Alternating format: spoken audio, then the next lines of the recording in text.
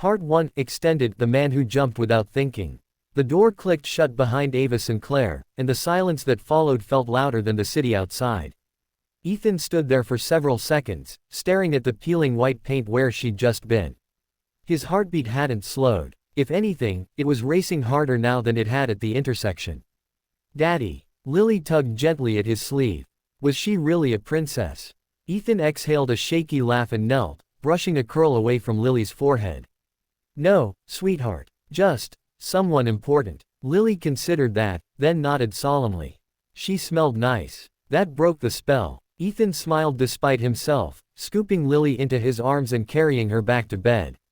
He tucked her in carefully, the way he always did, blanket tucked under her chin, rabbit positioned just right, nightlight glowing softly. "Daddy," Lily murmured, already half asleep. "Are we okay?" The question pierced deeper than any rejection letter ever could. "We're okay," he said, pressing a kiss to her forehead. "I promise." But when he returned to the kitchen, that promise felt fragile. The folder Ava had left sat on the table, thick and heavy, like it carried gravity of its own. Ethan opened it slowly. The salary alone made his chest tighten. More money than he'd ever made in his life. Benefits he'd never been able to afford.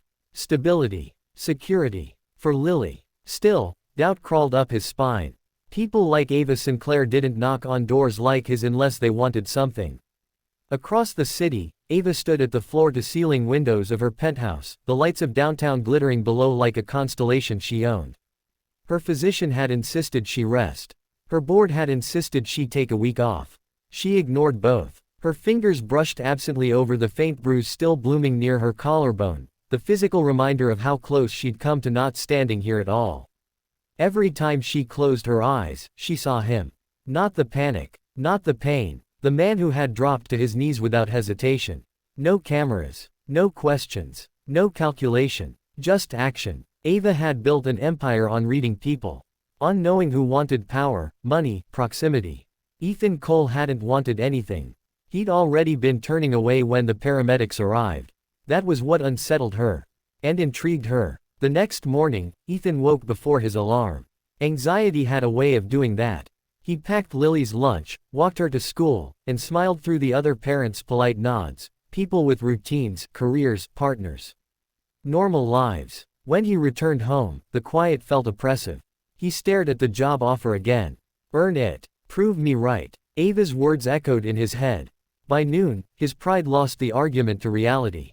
He sent the email. Sinclair Dynamics didn't look real.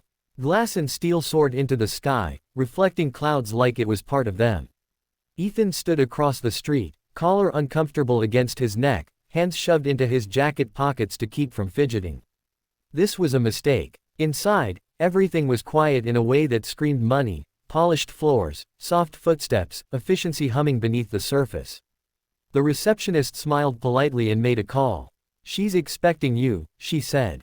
Elevators whisked him upward, faster than his thoughts could keep up. When the doors opened, Ava was already standing. Not behind a desk. Not surrounded by assistants. Just her. "Ethan," she said, smiling as if this wasn't intimidating at all. He swallowed. "Ms. Sinclair. Please don't call me that," she replied. "It makes me feel ancient." She gestured for him to follow, walking beside him, not ahead. He noticed that immediately. "This isn't a publicity stunt," Ava said as they moved through the office. "No press. No. Hero employee, nonsense." "Good," Ethan muttered. "I'd hate that." Her lips curved. "I thought you might." They stopped at a conference room overlooking the city. She didn't sit right away. "I want to be clear," Ava said, folding her arms. "You won't get special treatment here. People will test you. Some will resent you. I'm used to that," Ethan said. Her gaze sharpened. "And if this doesn't work, then it doesn't," he said simply. "But I won't quit." Something flickered across her face, approval, maybe admiration. "Good," she said. "Because I didn't save your life to watch you waste it." He blinked. "You didn't." "I know," she interrupted softly. "You don't see it that way. But you gave me something back. Perspective." She finally sat, gesturing for him to do the same. "You're hired," she said. "On one condition." Ethan stiffened. "There it is." Ava smiled. "You have to let me know you.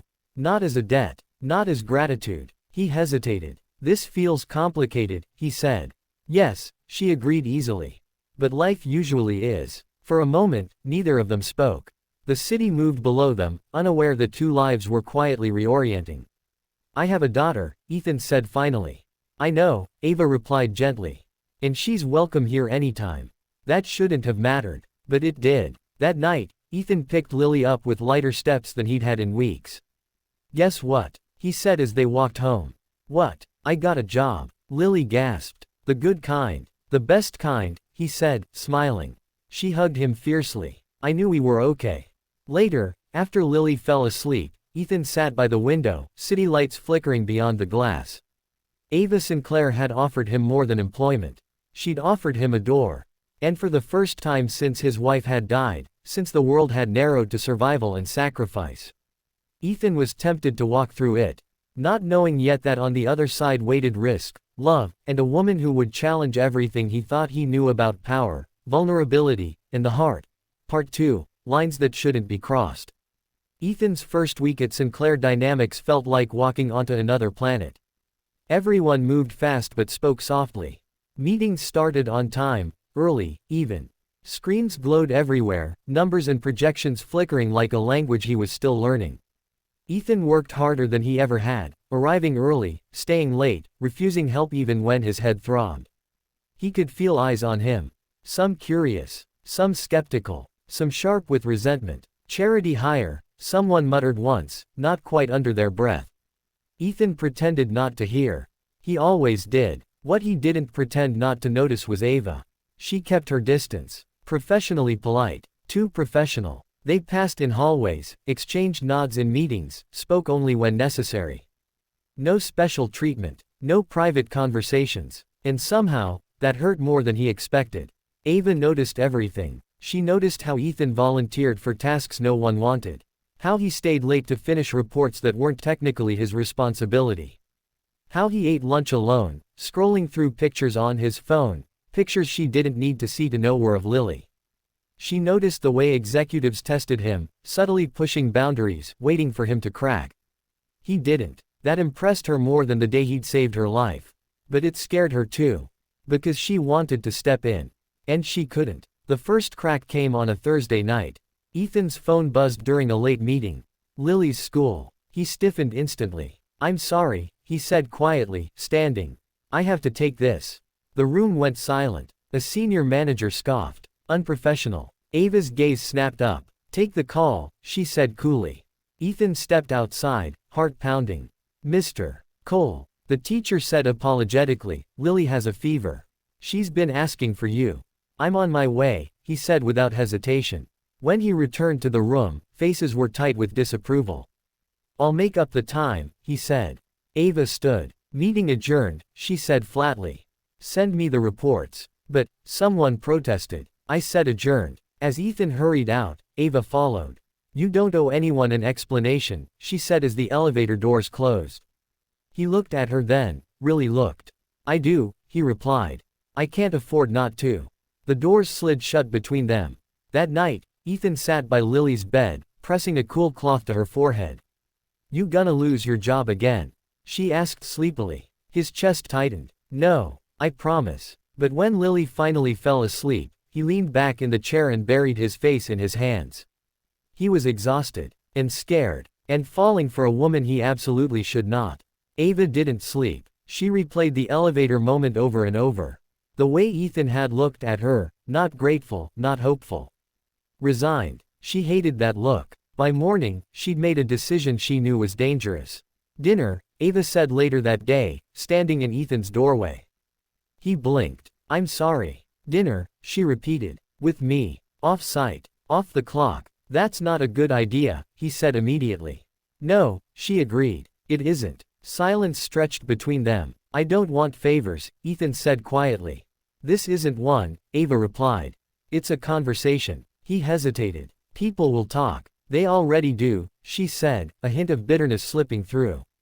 That surprised him. Tonight, she added. If you say no, I'll never ask again. Ethan thought of Lily. Of rent. Of power imbalance and lines that couldn't be uncrossed. Then he thought of the way Ava had looked at him in the elevator, like she saw him. Okay, he said finally. Dinner. They met at a small restaurant miles away from the city center. No suits. No titles. Just Ava. Just Ethan. She laughed more than he expected. He spoke more than he meant to. Stories spilled out. His late wife, the nights he'd cried silently so Lily wouldn't hear, the constant fear of one wrong step. Ava listened. Not like a CEO. Like a woman. I don't get to be weak, she admitted softly. People depend on me not to be.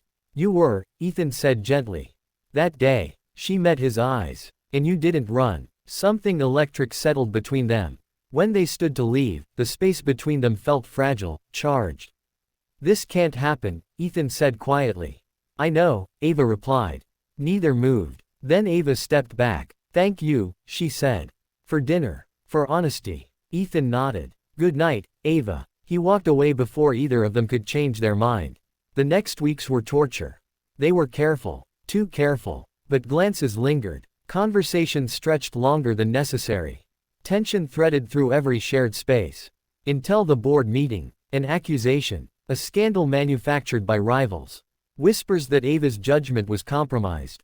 Because of him, someone said. Ethan stood before she could stop him. This is my fault, he said evenly. If someone has to go, it should be me. Ava felt something snap. No, she said, voice steel. You don't sacrifice good people to appease bad ones. She looked at Ethan then, really looked. I won't lose you, she said quietly.